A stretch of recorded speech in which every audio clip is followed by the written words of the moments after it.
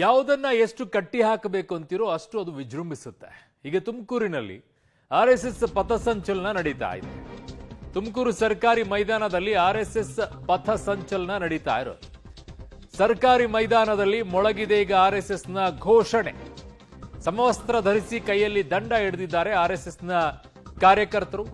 ಸರ್ಕಾರಿ junior college ಆವರಣದ ತುಮಕೂರಿನ ಪ್ರಮುಖ ರಸ್ತೆಗಳಲ್ಲೂ ಕೂಡ ಪಥಸಂಚಲನ ಮಾಡ್ತಾ ಇದ್ದಾರೆ. ಶಾಸಕರೆಲ್ಲ ಅದರಲ್ಲಿ ಭಾಗಿ ಕೂಡ ಆಗಿದ್ದಾರೆ.